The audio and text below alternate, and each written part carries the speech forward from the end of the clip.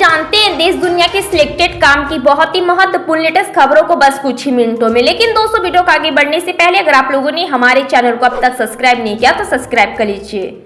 19 अप्रैल को पहले चरण का मतदान पिछले चुनाव के मुकाबले कम दर्ज किया गया। इसके बाद भारतीय जनता पार्टी ने अपना चुनाव प्रचार और तेज कर दिया है।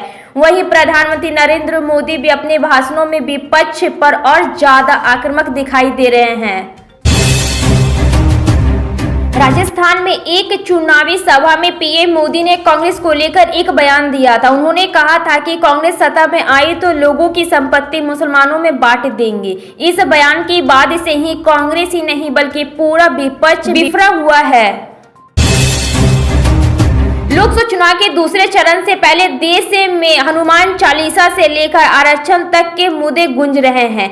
इस सब के बीच एक और शब्द जो ट्रेंड कर रहा है वो है सूरत। दरअसल गुजरात की सूरत सीट से लोकसभा चुनाव में भाजपा की जीत निश्चित हो चुका है। उत्तर प्रदेश में लोकसभा चुनाव के लिए समाजवादी पार्टी ने अपने 59 उम्मीदवारों के नाम का ऐलान कर दिया है। पार्टी ने इस बार बाहर से आए नेताओं पर खास तौर पर भरोसा जताया है। पीएम मोदी के बार बार मंगलसूत्र को लेकर इंडिया गठबंधन पर हमला बोलने के बाद प्रियंका गांधी ने इस पर पलटवार किया। प्रियंका गांधी ने कहा कि उनकी मां का मंगलसूत्र इस देश पर कुर्बान हुआ है। लोकसभा चुनाव 2024 को लेकर सियासी सरगर्मियां अपने चरण पर है। पक्ष और विपक्ष के बीच जहां बयानबाजी लगातार जारी है, वहीं गठबंधन के घटक दलों के बीच भी कुछ जगहों पर राजनीतिक तू-तू में-में की स्थिति बनी हुई है। प्रधानमंत्री नरेंद्र मोदी ने राजस्थान के टोंक में एक जनसभा को संबोधित करते हुए कहा कि मेरे एक 90 सेकंड के भाषण ने कांग्रेस पार्टी और इंडिया गठबंधन में खलबली मचा दी है। मुख्यमंत्री नीतीश कुमार ने कहा कि कांग्रेस और राजद आरजेडी ने 15 वर्ष तक हिंदू मुस्लिम के बीच फूट डालकर बिहार में डर का माहौल पैदा किया। कांग्रेस सत्ता में आई तो लोगों की संपत्ति मुसलमानों में बांट देंगी। प्रधानमंत्री नरेंद्र मोदी की इस टिप्पणी को लेकर विवाद बढ़ता जा रहा है। कांग्रेस समेत अन्य दलों ने उनके इस बयान की कड़ी आलोचना की है।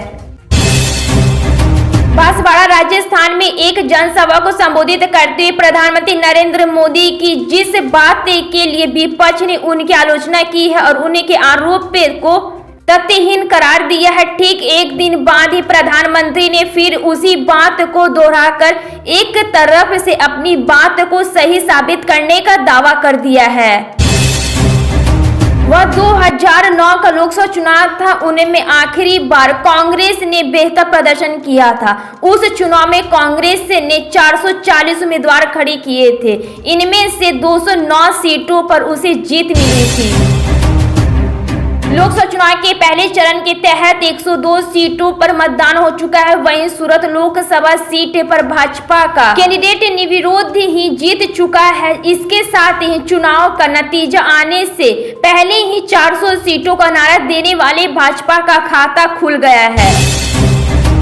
विदेश मंत्री एस जयशंकर ने भारत की बेजा आलोचना को लेकर पश्चिमी मीडिया पर निशाना साधते हुए उनकी व्याख्या उधेड़ दी। उन्होंने कहा कि वे जनवरी के आरंभ की वजह से नहीं बल्कि चुनावों के प्रभावित करने के मकसद पॉलिटिकल प्लेयर के रूप में काम करते हैं। कांग्रेस के पूर्व अध्यक्ष राहुल गांधी दिल्ली के जवाहर भवन में एक सम्मेलन को संबोधित किया। इस दौरान उन्होंने प्रधानमंत्री नरेंद्र मोदी और बीजेपी पर निशाना साधा। राहुल गांधी ने कहा कि खुद को देशभक्त करने वाले एक्सरे से डरते हैं। केंद्रीय गृह मंत्री और भाजपा के वरिष्ठ नेता अमित शाह ने पश्चिम बंगाल के मुख्यमंत्री ममता बनर्जी पर तीखा हमला बोलते हुए दावा किया कि वो नागरिकता संशोधन अधिनियम सीए को छूने की हिम्मत भी नहीं कर सकती है। राजस्थान में लोकसभा चुनाव के पहले चरण में कुल 12 लोकसभा सीटों पर 19 अप्रैल को मतदान संपन्न हुआ। फौजी सट्टा बाजार में कुल 12 संसदीय क्षेत्रों की जीत और हार का आकलन किया गया है। कांग्रेस अध्यक्ष मल्लिकार्जुन खड़गे ने अपनी पार्टी के घोषणा पत्र की तुलना कथित रूप से मुस्लिम लीग के घोषणा पत्र से किए जाने के लिए मंगलवार को प्रधानमंत्री नरेंद्र मोदी पर निशाना साधा। पाकिस्तान के करीबी अजरबैजान को रूस ने बड़ा ऑफर दिया है। इसके जरिए वह भारत के साथ काम करेगा। रूस ने international north south transport corridor के लिए अजरबैजान को आमंत्रित किया है। मंत्री राजनाथ सिंह ने मंगलवार को कहा कि प्रधानमंत्री नरेंद्र मोदी ने कभी भी धर्म के आधार पर या समाज को बांटकर राजनीति नहीं की है। भाजपा नेता ने दावा किया है कि पूर्व प्रधानमंत्री डॉक्टर मनमोहन सिंह ने 2006 में मुसलमानों के लिए आरक्षण की बात कही थी। देश में लोकसभा का सबसे बड़ा महापर्व लोकतंत्र चुनाव चल रहा है। पहले चरण का मतदान संपन्न हो गया है और अब राजनीतिक पार्टियों का विशेष फोकस दूसरे चरण है। लोकसभा चुनाव में नेताओं का एक दूसरे पर निजी हमला करना पड़ गया है और इसी बीच केरल की राजनीतिक पारा बढ़ गया है। दरअसल प्रदेश में सत्तारूढ़ एलडीएफ के विधायक पीवी अनवर ने कांग्रेस सांसद राहुल गांधी पर बड़ा बयान दिया है।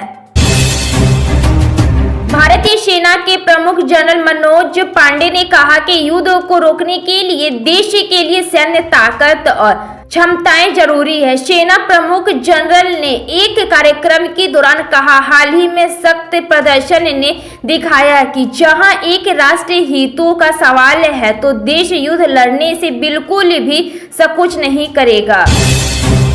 कांग्रेस नेता राहुल गांधी ने प्रधानमंत्री नरेंद्र मोदी पर अपने अरबपति दोस्तों के 16 लाख करोड़ रुपए की ऋण माफ करने का आरोप लगाया है। साथ ही यह भी बताया कि किसानों की आत्महत्या को रोकने, बेरोजगार युवाओं और महिलाओं की मदद करने के लिए पैसे का इंतजाम कैसे किया जा सकता है। प्रधानमंत्री नरेंद्र मोदी ने छत्तीसगढ़ के सुरगुंजा में चुनावी रैली को संबोधित करते हुए कांग्रेस पर हमला बोला। पीएम मोदी ने कहा कि कांग्रेस के घोषणा पत्र में मुस्लिम लीग की छाप है। लोकसभा चुनाव 2024 के दूसरे चरण के मतदान से पहले पीएम मोदी आज छत्तीसगढ़ के सरगुंजा पहुंचे। यहां उन्होंने पीजी कॉलेज मैदान में भाजपा प्रत्याशियों के समर्थन में चुनावी सभा को संबोधित किया। राजस्थान में पहले चरण के लिए 12 लोकसभा सीटों पर हुए मतदान में कमी आई है।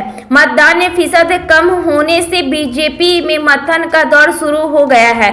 दूसरे चरण की 13 लोकसभा सीटों पर लिए वोटिंग परसेंट बढ़ाने के लिए बीजेपी पुरजोर तैयारी कर रही है। महाराष्ट्र के मुख्यमंत्री एकनाथ शिंदे और यूबीटी वाली शिवसेना के प्रमुख उद्धव ठाकरे के बीच जुबानी जंग छिड़ गई है। शिंदे ने ठाकरे के अपमानजनक बयान पर पलटवार किया। उन्होंने कहा कि अगर कोई आम मजदूर सीएम बन जाए तो हजम नहीं कर सकते। 2024 कांग्रेस महासचिव प्रियंका गांधी वाड्रा ने धन पुनर्वितरण के संबंध में कांग्रेस पार्टी के कथित इरादों के बारे में उनकी हालिया टिप्पणियों पर पलटवार करते हुए प्रधानमंत्री नरेंद्र मोदी पर तीखा हमला बोला।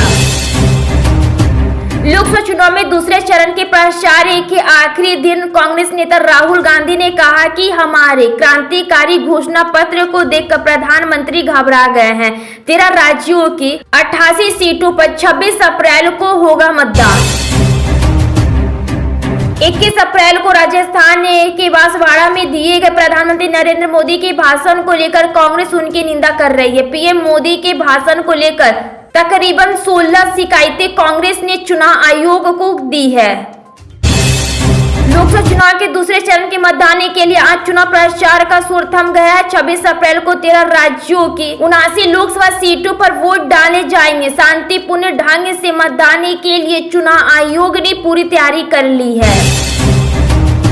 लोकसभा सीट पर जहां बीजेपी के लोकसभा प्रत्याशी देवेंद्र सिंह भोले ने बीजेपी के टिकट पर अपना चुनाव नामांकन कराया, तो वहीं बीजेपी प्रत्याशी देवेंद्र सिंह की पत्नी ने भी आज निर्दलीय प्रत्याशी के तौर पर अपना नामांकन कानपुर में गोपनीय तरीके से करा लिया।